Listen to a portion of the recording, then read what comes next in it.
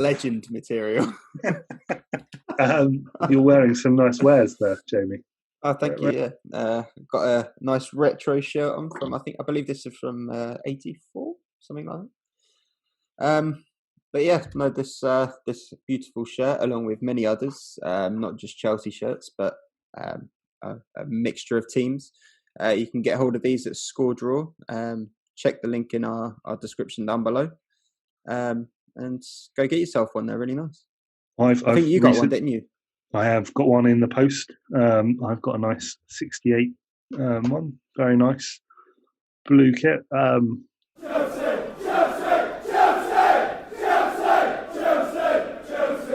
And then we look forward to Sheffield United. They've had a mixture of games. They've had some. I mean, let's just talk around their meteoric rise, because they've had an absolutely outstanding season for a club to come up. Yeah, to be honest, I think that's one of the reasons they've kind of dropped a bit after the lockdown, because no matter what happens now, their season has been unbelievable. They've just come up and they're fighting for Europe. Like who would have ever predicted that? It's incredible. So I think big kudos to Chris Wilder and to all of their players, because they've been brilliant. And when we looked at that result at the beginning of the season, when we played them at Stamford Bridge and it finished 2-2, we were all a little bit worried, thinking, "Oh God, what kind of season is this going to be for Chelsea?" But actually, I think it said a lot more about how good Sheffield United were. We just didn't know it yet, and that's why that result looked so bad at the beginning. But now you look back and think, actually, it was against a very good side who are playing very well. So they're really good. And for me, I think imperative for this game is us being able to control the tempo, simply because Sheffield United come at teams. They don't come to sort of just draw, but they're coming at you to win, and they throw a lot into that, and therefore if we can control the tempo, we can tire them out.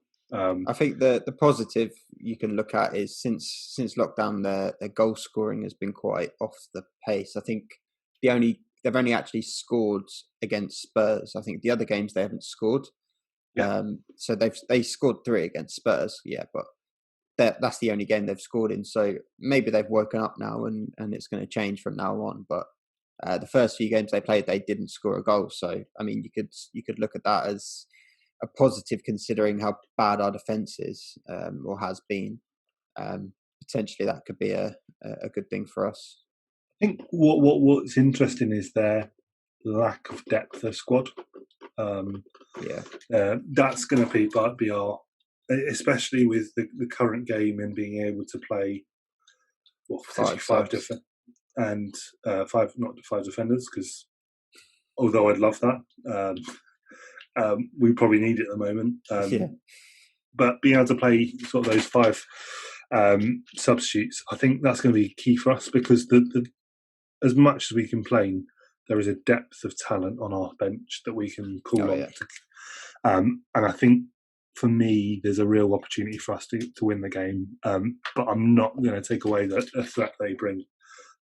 Because the big thing for me is with Sheffield United, there's not one individual performance that you can always go, "Oh, he wins them the game every time."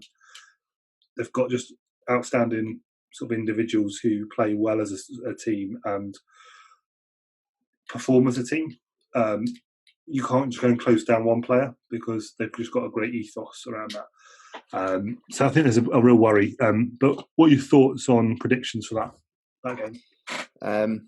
I think in this one, I think Pulisic is going to be very, very key. I think the way that Sheffield United play, they tend to have, instead of their fullbacks being very attacking, they kind of have their wide centre backs tend to drive forward quite a lot.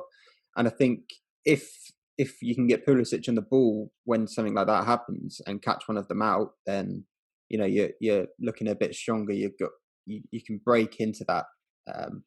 And I don't think they're the kind of side that's going to sit back and defend the whole game against us.